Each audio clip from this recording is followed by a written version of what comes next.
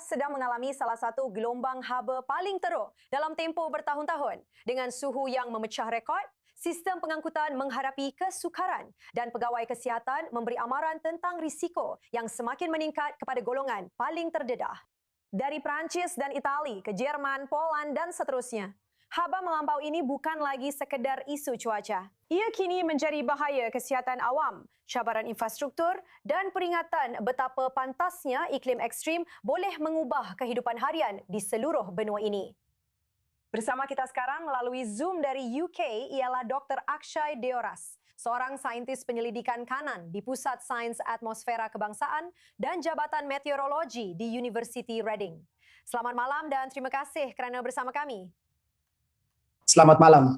Jadi sejauh mana luar biasanya untuk mengalami gelombang haba pada waktu ini? Saya tahu kita sedang memasuki musim panas, tetapi saya juga tahu sudah ada gelombang haba walaupun sebulan yang lalu. Selain daripada pemanasan global, apakah lagi yang menyebabkan keadaan ini? Jadi ia memang luar biasa kerana kita baru sahaja memulakan musim panas dan kita sudah pun mengalami 2 gelombang haba. Dan bukan sekadar 2 gelombang haba, tetapi 2 gelombang haba yang sangat teruk. Dan lihat saja apa yang berlaku dalam gelombang haba semasa ini. Ia pada asasnya merebak ke seluruh bahagian Eropah dan UK, sama ada dari timur ke barat atau dari utara ke selatan. Kenapa ia berlaku sudah tentu. Kita tahu bahawa terdapat gabungan maut antara sistem cuaca dan pemanasan global. Jadi terdapat tekanan tinggi yang pada asasnya dipanggil sebagai kubah haba dan ia berada betul-betul di atas Eropah selama beberapa hari. Jadi tekanan tinggi memerangkap haba. Ia juga menyebabkan keadaan langit yang cerah yang membolehkan suhu meningkat. Dan kerana kita mengalami pemanasan global, keadaan telah menjadi lebih panas. Ia memberikan dorongan kepada semua sistem cuaca ini untuk mencetuskan gelombang haba yang teruk. Sekarang, mari kita bincangkan tentang faktor angin. Maksud saya, apabila ada angin, adakah itu juga membantu haba bergerak? Atau jika terdapat lebih banyak angin, ia akan membantu mengurangkan suhu melampau, yang kini meningkat melebihi 40 darjah Celcius. Jadi, jika ada angin, sudah tentu orang akan rasa sedikit sejuk jika Anda berada di tempat teduh. Jika tiada angin, terutamanya pada waktu malam, memang terasa sangat teruk. Kerana seperti yang Anda tahu, rumah-rumah Eropah biasanya menghadapi masalah pengudaraan silang, terutamanya di Perancis atau sebahagian kawasan di UK. Dan jika tiada angin pada waktu malam, Anda akan berada dalam situasi di mana keadaan di dalam rumah sudah sangat panas dan Anda tidak mendapat udara segar. Dan Anda tahu bagaimana pula dengan piawaian kesehatan dan kesan kesehatan. Maksud saya bayangkan orang tua yang tinggal di tingkat atas mungkin tidak mempunyai pendingin hawa. Kemudian Anda akan menghadapi cabaran kesehatan lain jika terlalu banyak menggunakan pendingin hawa. Sejauh mana seriusnya isu kesehatan ini?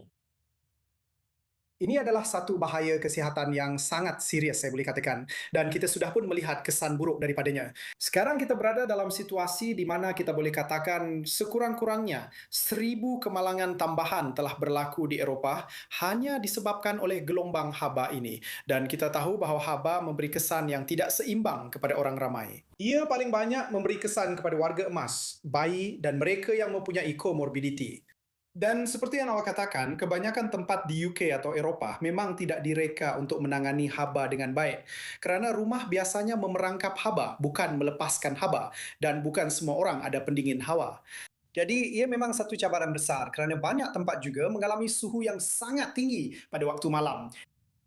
Dan mari kita bincangkan, maksud saya, apa yang boleh dilakukan oleh kerajaan dan bandar? Sudah tentu kita tidak boleh mengawal alam semula jadi, tetapi apa sebenarnya yang boleh dilakukan jika ada?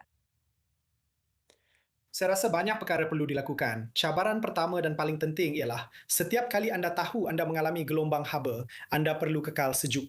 Dan dalam kes itu, pertama sekali anda perlu memberitahu orang ramai lebih awal bahawa gelombang haba akan berlaku dan ia akan memberi kesan kepada anda. Dan ini adalah langkah-langkah yang boleh anda lakukan. Sebagai contoh, menyediakan air, menyediakan kemudahan penyejukan asas, itulah yang perlu dilakukan. Jadi kesedaran perlu dipertingkatkan.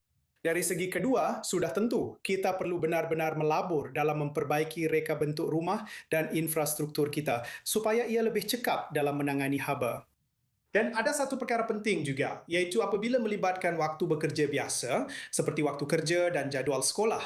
Semua itu juga perlu dipertimbangkan mengikut keadaan haba, kerana anda memang tidak boleh bekerja di luar apabila cuaca terlalu panas. Betul. Baiklah, terima kasih banyak Dr. Akshay Deoras. Sangat dihargai. Terima kasih.